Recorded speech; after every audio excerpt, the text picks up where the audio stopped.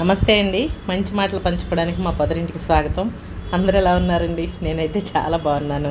ఈరోజు మన వీడియో ఏంటంటే, జనరల్గా అందరూ కొబ్బరి పాలతో రైస్ చేసుకుంటారు కదా, కొబ్బరి అన్నం అంటారు దాన్ని.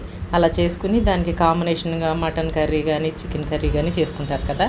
అలా కాకుండా ఈరోజు మీకు కొబ్బరి పాలతో మటన్ బిర్యానీ అండి. నిజంగా వినటానికి కొత్తగా ఉంది కదా. వినటానికే కాదండి, చేసి తింటే ఆ టేస్ట్ని ఎప్పటికీ మర్చిపోలేరు అనమాట. అంత టేస్ట్గా ఉంటుంది. ఇక లేట్ చేయకుండా వీడియో స్టార్ట్ చేసేద్దాం. స్టవ్ పైన ఒక గిన్నె పెట్టుకుని దానిలో ఆయిల్ హీట్ చేసి దానిలో ఉల్లిపాయల్ని ఇలా లేయర్స్గా కట్ చేసి కొన్ని పచ్చిమిర్చి కూడా లేయర్స్గా కట్ చేసి వేయించుకోవాలండి. ఇది మటన్కి ముందు అనమాట. అంటే మటన్ ఉడకబెట్టడానికి మటన్ని శుభ్రంగా కడిగేసి పక్కన పెట్టుకోవాలి. నీరంతా ఓడిగిలిపోయేటట్టుగా పక్కన పెట్టుకోవాలి. ఇక్కడ ఉల్లిపాయలు బ్రౌన్ కలర్లోకి రాగానే కడిగి పక్కన పెట్టుకున్న మటన్ని దీనిలోకి వేసుకోవాలండి. వేసుకున్న తర్వాత ఫ్రెష్గా ఉండాలన్నమాట. అన్నీ అప్పటికప్పుడు నూరిన అల్లం వెల్లుల్లి పేస్ట్, ఉప్పు, కారము, పసుపు అన్నీ వేసేసి చక్కగా ఈ మటన్ని ఉడికించుకోవాలి.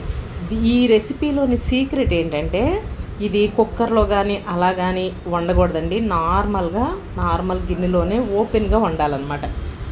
ఓకేనా? అలా వండితేనే మనం అనుకునే టేస్ట్ వస్తుంది అనమాట. ఇది మా పెద్ద ఆడపడుచు గారి రెసిపీ అండి. ఆవిడ కనిపెట్టిన రెసిపీ అనమాట. వాళ్ళ ఇంట్లోనే చేస్తున్నారు ఇది. నేను మీ అందరి కోసం వీడియో షూట్ చేస్తున్నాను. ఎంత కమ్మగా ఉందంటే అది మాటల్లో చెప్పలేమండి. ఇలా ఉప్పు కారం అన్నీ కలయబెట్టేసి చక్కగా మీడియం ఫ్లేమ్లో మటన్ అంతా చక్కగా ఉడికేలాగా ఉడికిచ్చేసుకోవాలండి. ఇంకా మటన్ ఉడికేలోపు మనం ఏం చేయాలంటే, అప్పుడే కొట్టిన కొబ్బరికాయ ఉంటుంది కదా, మనం ఎప్పుడు కూడా కొబ్బరికాయ అన్నం వండాలి అని అనుకుంటే ఫ్రెష్గా ఉండాలన్నమాట కొబ్బరి. ఆ కొబ్బరికాయని చక్కగా చిన్న చిన్న ముక్కలుగా కట్ చేసుకుని ఇలా మిక్సీలో కొబ్బరి పాలు తీసుకోవాలి. మీ అందరికీ తెలుసు కదా కొబ్బరి పాలు ఎలా తీసుకోవాలో.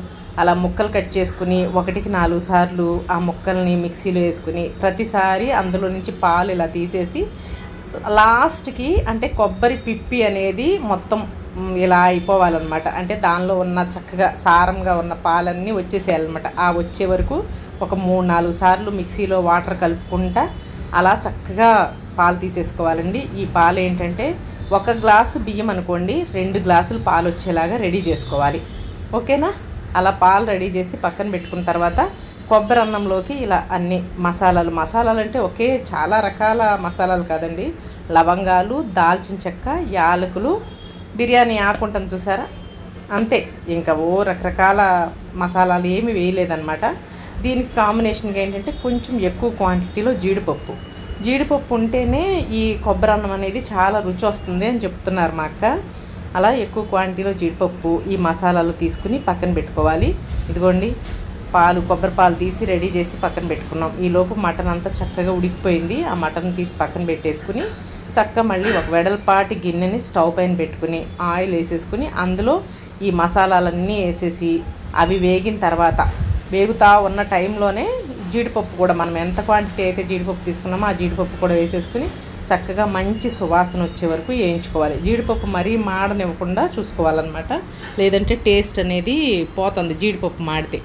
అలా చక్కగా మంచి కలర్ వచ్చి మంచి సువాసన మనకు తెలిసిపోతూ ఉంటుంది. మసాలాలు కానివ్వండి, జీడిపప్పు కానివ్వండి చక్కగా వేగినాయి అని. ఉల్లిపాయలు కూడా అంతే, మనకేమి బాగా బ్రౌన్ కలర్ రావాల్సిన అవసరం లేదు.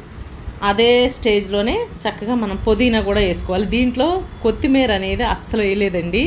అదొక టేస్ట్కి సంబంధించిన సీక్రెట్ అని చెప్పారనమాట మా అక్క.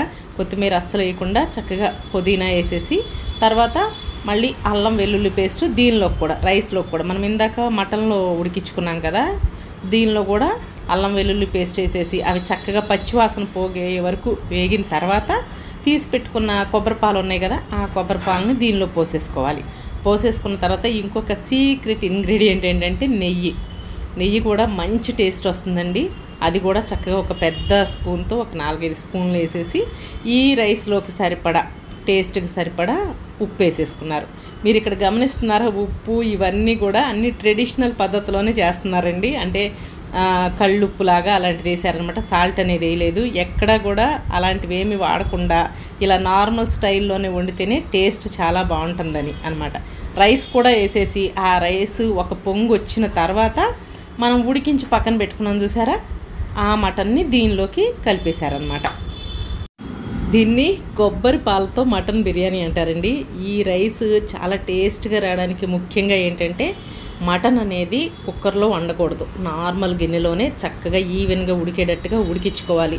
అంటే దానిలో ఉన్న నీరుతోనే మ్యాక్సిమం అది మగ్గిపోవాలండి, మీడియం ఫ్లేమ్లో అనమాట. తర్వాత కొబ్బరి పాలు పోసిన తర్వాత అవి పొంగు రాగానే రైస్ వేసేసుకుని రైస్ కూడా ఒక ఉడుకు పట్టిన తర్వాత ఆ టైంలో మనం ఉడికించుకున్న మటన్ కలపాలి. ఇదే ఈ రెసిపీ సీక్రెట్ అండి. చాలా చాలా టేస్టీగా ఉంటుంది.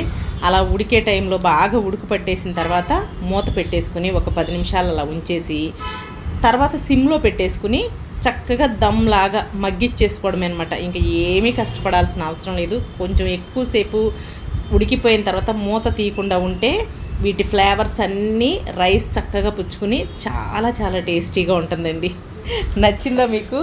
కొబ్బరి పాలతో మటన్ బిర్యానీ అనమాట. నాకు మా పెద్దాడపడుచు గారి ఇంట్లో తినగానే ఈ కాంబినేషన్లో కూడా ఇలా చేస్తారా, చాలా టేస్టీగా ఉంది, చాలా చాలా చెప్పలేమన్నమాట. కొబ్బరి అన్నం ఎంత బాగుంటుందో మళ్ళీ విడిగా మటన్ బిర్యానీ ఎంత బాగుంటుందో మనందరికీ తెలుసు కదా.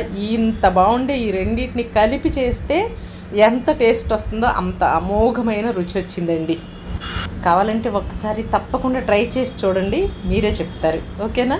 ఇది అండి ఈరోజు మన వీడియో. ఈ వీడియో మీ అందరికీ నచ్చిందని అనుకుంటున్నాను. వీడియో కనుక నచ్చితే వీడియోని లైక్ చేయండి, తప్పకుండా మీ ఫ్రెండ్స్కి ఫ్యామిలీ మెంబర్స్కి షేర్ చేయండి.